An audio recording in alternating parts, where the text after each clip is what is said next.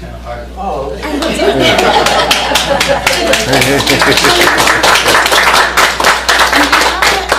A microphone, if you need, if you think we need a little extra microphone support, raise your hands if you think so, and then we'll use that. Okay.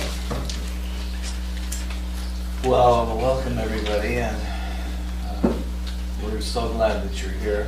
We're glad we're here.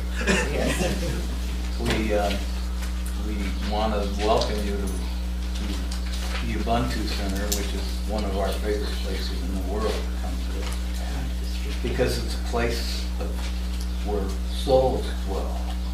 Not the idea of being just human, but the idea of being a soul. And we used to use these expressions when I was a kid. Everybody was a soul, a good old soul, a merry old soul, or whatever. And we forgot, and that kind of slipped from our vocabulary. But the soul is who and what we truly are. We're immortal energy beings that have been around forever. We're here now, and we'll be going on forever. We never stop. Except when we get into a spot where we think we have to stop, or we have to do something. And then once that wheel turns, it's hard to stop. And that's, Remind you. Yeah, remind me of it. It's simply a pause in who and what we are, to reflect on the inner consciousness of the driving, quiet, small voice within us, the pilot light, if you will, that guides us to seek an answer before we speak. Tesla, when he did his work, did a lot of it in Central Park in New York, feeding pigeons. And when he was there, he created hundreds of different inventions in his mind. And the way he worked was always putting his mind first and completing a situation by guidance. By guidance means when you start a project and you run into a point where there's a question, instead of trying to find it, what he did was feed the pigeons, because the pigeons would help him in his next step, which would come to him. Because if you ask a question of the universe, it's always willing to answer you. The trouble is we forget to listen. And I use a lot of metaphors, as you'll find out. Metaphors are a way of telling stories, but storytelling goes back to when they were in caves, and all the indigenous people and the cultures of the world that I've been fortunate enough to visit have had stories, because with stories you can create a picture and people can create their own ideas of how to assimilate that into their consciousness, rather than hearsay, which you hear with your ears, and 10 minutes after you leave the class or the situation, it disappears. You can't remember it. But when the story is laid out and you get to experience from someone who's been there, that you get to experience a story, then you feel the story yourself, and you're not apt to forget that. You always keep the center.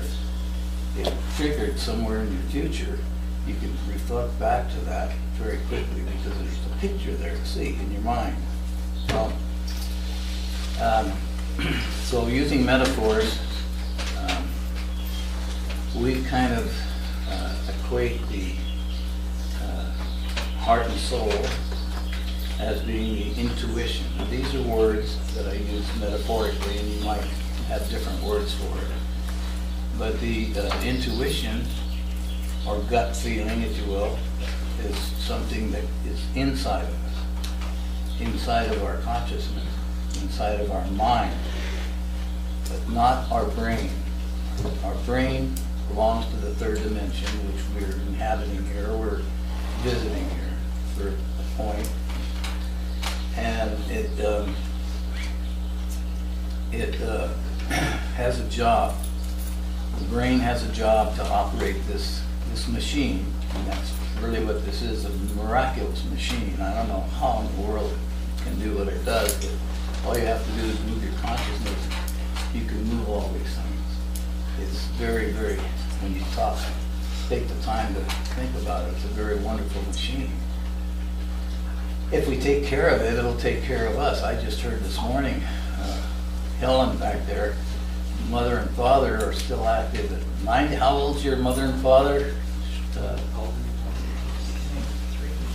How old is your mom and dad? 95, and my mother's 93. And they're still going strong. But they listen to their inner guidance. They follow their feelings rather than their thoughts. I'm going to interject a movie right now that you might want to write it down if you care to see it. That it's an action Hollywood movie, seemingly on the surface. That's what it is. It's an action-packed movie, thrill movie. But underneath are some fundamental principles involved in natural law, the way we naturally are, the way we can be and make changes in our life without any turmoil, fuss, danger, or confusion. The name of the movie is Next, N-E-X-T. And it stars Nicolas Cage, who's a good actor anyway, we like him. And it deals with consciousness. Underneath the bells and whistles of Hollywood, you'll find that in the movie, and I'm going to use metaphors here, he is shape-shifting. Shape-shifting means you're able to change your mind instantly before you act. If you're coming to an intersection in your car and you see another car coming, your mind has already anticipated, well, I can go left or right and get out of the way. But if you're using your brain, you're apt to run into the car or he'll run into you because you've waited too long for the delay, what's causing the accident. The same thing when you're working at a project. If you like what you're doing and turning that into love what you're doing, you'll have very few problems. I mean, you'll just sail through it by going for a walk, a hike, a cup of coffee, learning to stop and wait for the information to come from within yourself instead of your brain. The brain is an organ that takes care of the body, what we call the body, the form which we are actually creating, each and every one of us, each and every second, actually, nanoseconds, are recreating ourselves, are recreating our environment, recreating the world that we are viewing.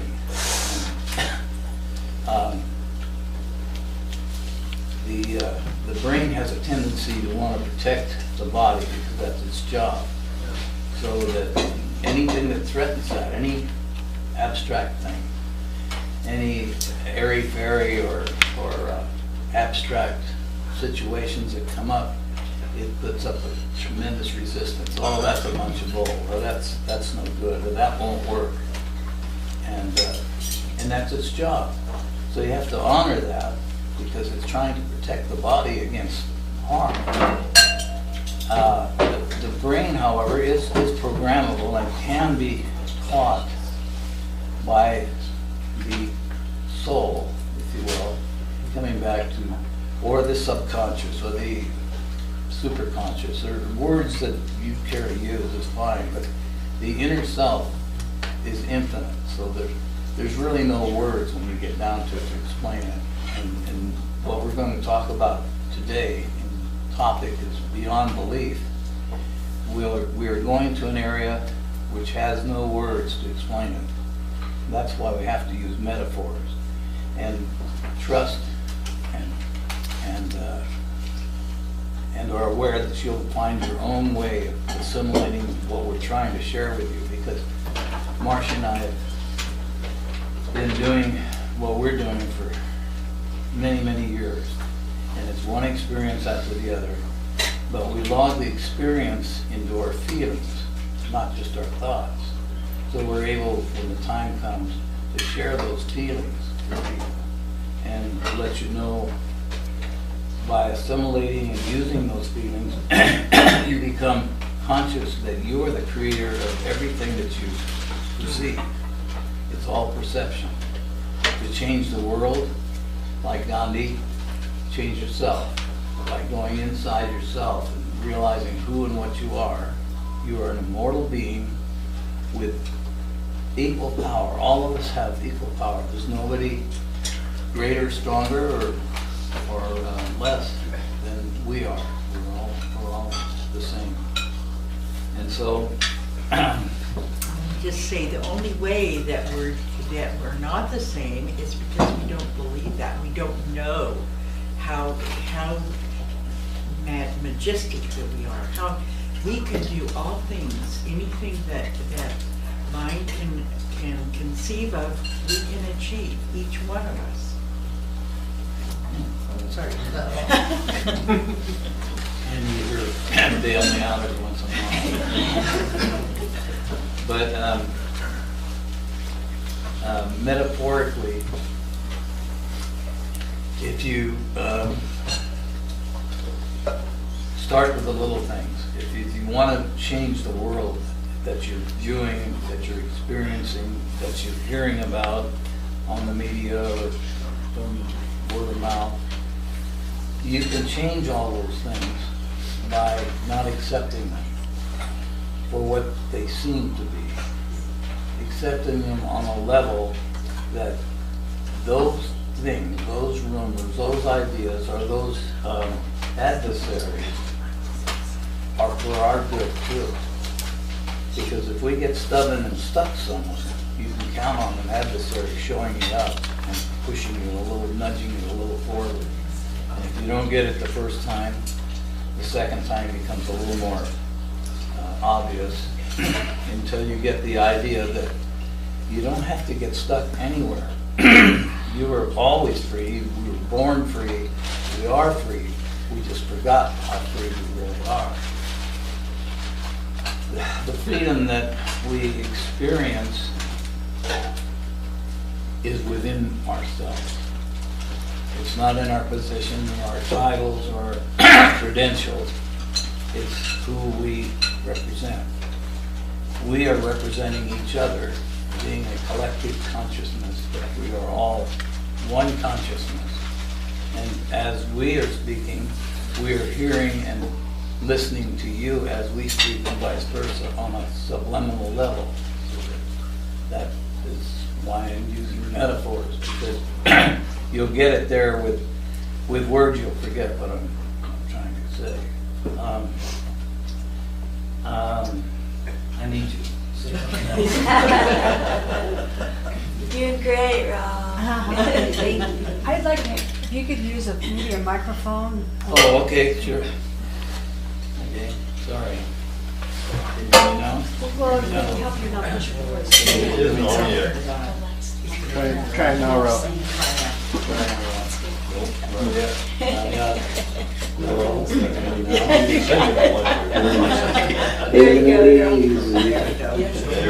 Rotate that area 6.0 out. Okay, we got it? The microphone. Is that better? People in the back, can you hear me okay? Now I can hear you, Ralph.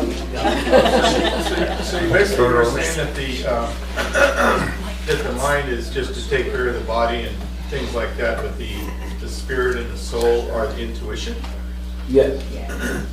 Can you elaborate on that a little? Or Well, I think you're going too later, right? Now, again, remember my first words, metaphorically, because I'm just putting an adjective.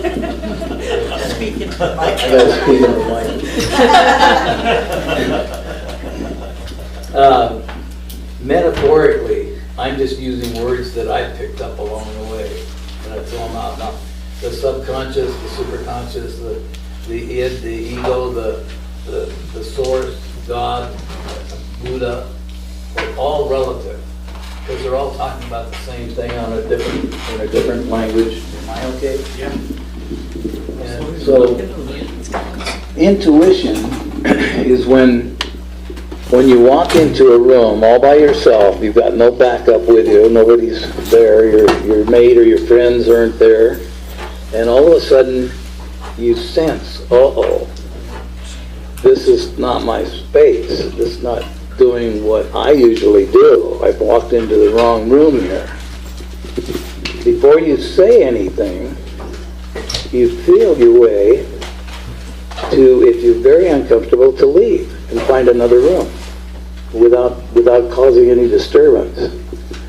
That's your intuition. You're always sensing. In this movie that I mentioned next, I'll give you a brief idea. I don't want to, it goes into some fabulous things, but it starts where he realizes, and metaphorically I have to use my language, he realizes he has a soul over his brain.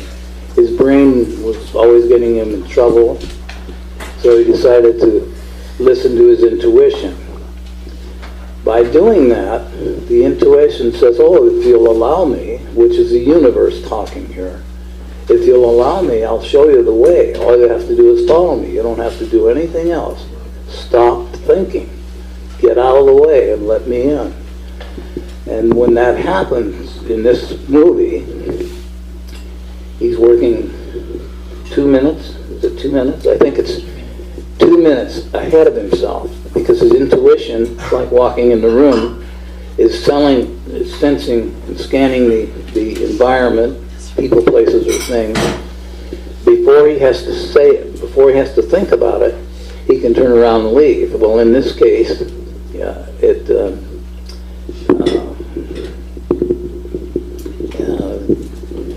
he's got to rescue some people and stuff. I don't want to give the whole plot away, but he's always two minutes ahead of everybody. So when they think he's going to say something, he's already said it.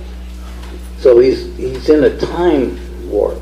He's traveling through time in his own mind, which is the intuition. Your intuition is always ahead of your brain. Your brain's very, very slow. Think of Hawaii right now. There, you're there. You know, the white sands, see the blue-green water. See, we're already there.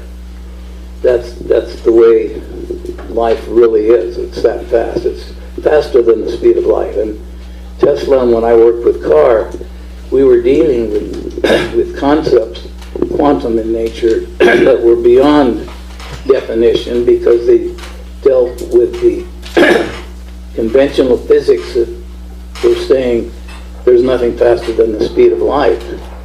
But everything we were doing in our work was faster than the speed of light, because we were using our minds.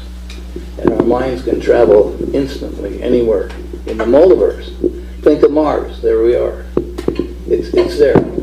Everybody has their own picture, but I said Mars, so everybody flashes to an idea that they have of Mars. And if we leave it to the brain, it might take 100 years to get there.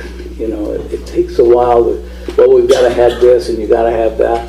You don't need anything to travel with your soul. You're already everywhere. We've already traversed billions and billions of experiences that brought us to this one right here, in this present now, because we're focused on it. It seems to be a very vibrant reality, and to some, the only reality. And we're here today to show you that this is not even, this is a peek through the reflected light that we're experiencing to the outer reality, which is infinite. It's all light.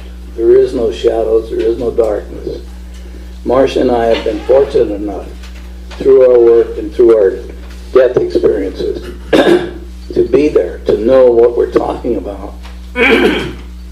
And metaphorically, we're going to try to explain it so that you too can experience anything you want, anytime you want, and you don't have to do a thing except have an intention with love and a mind that is open. Say something. One thing that comes to me while Ralph is talking is that we're all experiencing this. And again, I said this before, but if we say something that we are doing, think about what you are doing, what's happening in your own lives, because we're all doing it. We're all one, really. And we're all experiencing at our vibration, pardon me, at our pace or vibration of what we need to experience to bring us to the next step. We're all going to the next step, which is we're going back home eventually, all of us. There's not one of us that will not go. We here in the room are probably a little bit more advanced than the people that are at the baseball games and not thinking anything of that there's more to life than what the third dimension or this human relationship gives us. But just, I feel really grateful that I'm open to this extent and that we're able to share and live